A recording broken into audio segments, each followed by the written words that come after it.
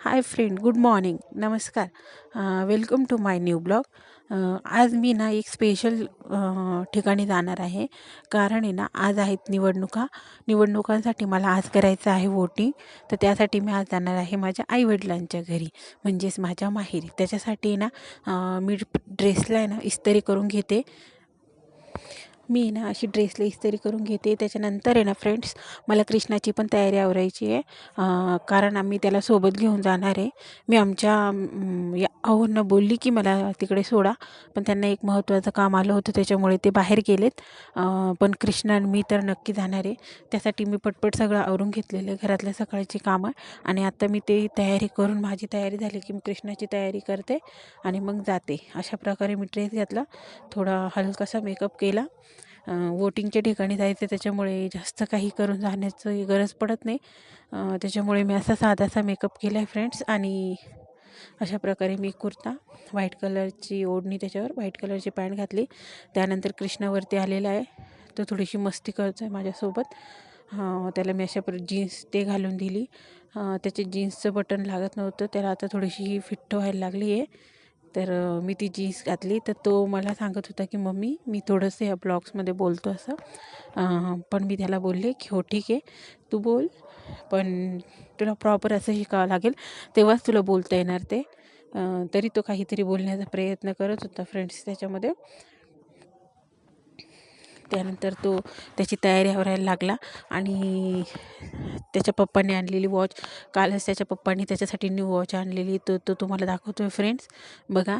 आणि मग नंतर मी त्याला थोडीशी तयारी करून दिली त्याची पण, त्याला व्यवस्थित पावडर लावून दिली, केस वगैरे त्याचेही करून दिले. तशा गोड आहे तो बाळममचा.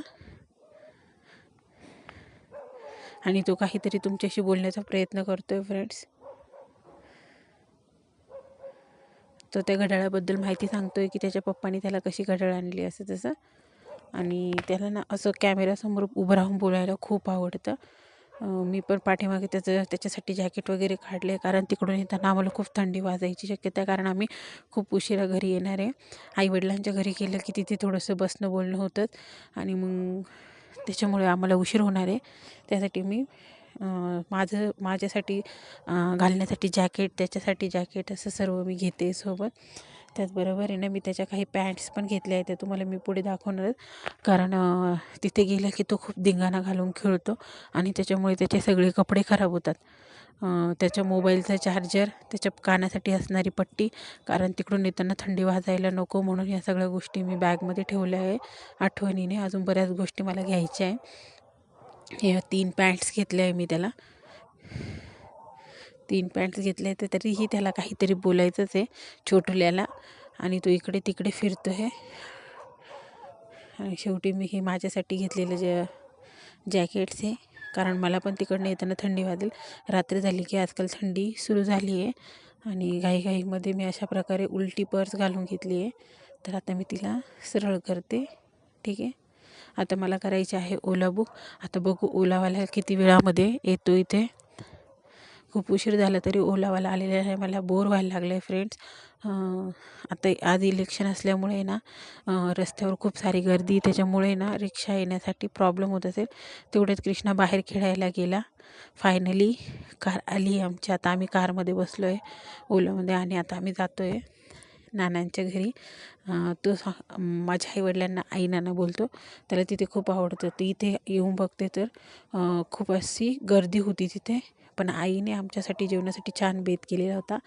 हे आईकडचं माझं घर, हा आमचा देवारा आईकडचा. आणि तिथे गेल्यावर मला खूप छान वाटलं. हे माझे बाबा, यांची ही बाबा आजमच्या जमान्यातली टी व्ही, ही टी व्ही बदलतच नाही आहे. मी त्यांना खूप फोर्स करते की तुम्ही टी व्ही बदलून टाका, पण ते म्हणतात आम्हाला काय करायची आहे. आता ही सध्या ही टी व्ही चालू आहे, त्याच्यामुळे आम्ही तीच बघणार. त्याच्यामुळे ती टी व्ही बदलत नाही आहे फ्रेंड्स. प्लीज कमेंटमध्ये कळवा मला कोणती बेस्ट टी व्ही असं. हे बघा, आम्ही सर्वजण मस्त छान असे जेवायला बसलो. आईने डाळ भात भजे केले आहेत. आम्ही